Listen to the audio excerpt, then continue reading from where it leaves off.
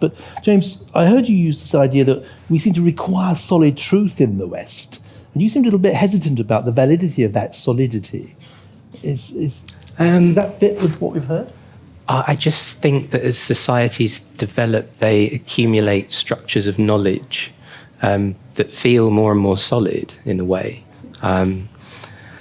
And we build upon those iteratively. But ultimately, they are just one form of truth, if you like. Could you say what you mean by feels solid? They feel true, Yeah. I guess. We use a sense of them to make our day what it is, or to give us our sense of who we are. They are the structures by which we understand ourselves, understand others, and understand the world around us. But they are just them. Yeah, they're just them structures. But let's go back. You say it's more than just feel true, isn't it? I mean, you're a scientist, you're a researcher, so you distinguish between a well-conducted experiment which demonstrates something and one that isn't, right? And that's not just because one feels more true than another, right? I assume. I hope not. I hope peer review isn't just, oh, this feels right. So isn't there some kind of something more than just a convention or a feeling at the bottom of that?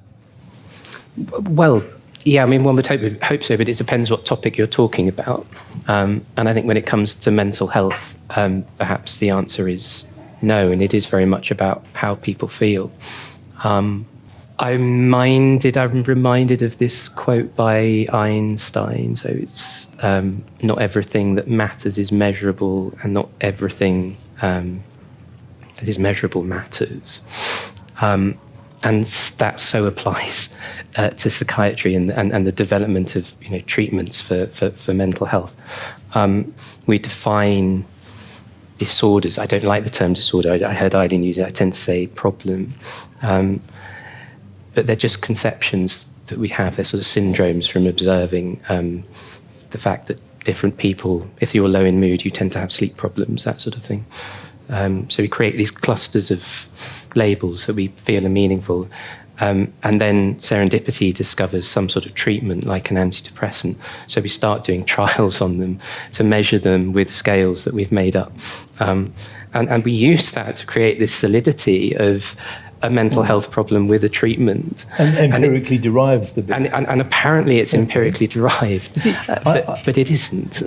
we sat in this hall, or in this room this morning. I spoke to two very eminent psychiatrists who are quite clear about the fact that mental illness, as a Western concept, definitely exists and is a thing. The word thing was used, the thing word.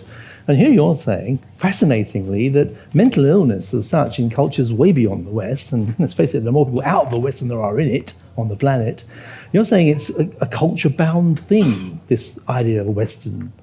That's challenging stuff for Western psychiatry, certainly.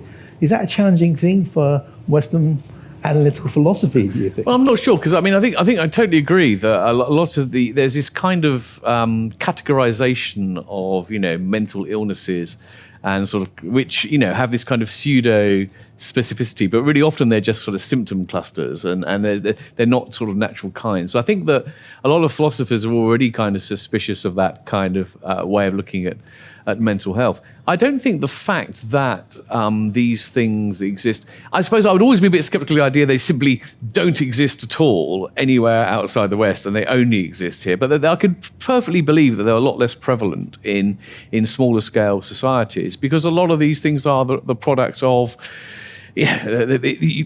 for all the obsession about the biological basis, and there's going to be a biological basis to everything because we're biological creatures, right? But it doesn't mean the fundamental causes are often, I think, social, and we live in fragmented societies, and I can see them being more difficult. So I don't think it's philosophers should have a particular problem with this idea, to be honest.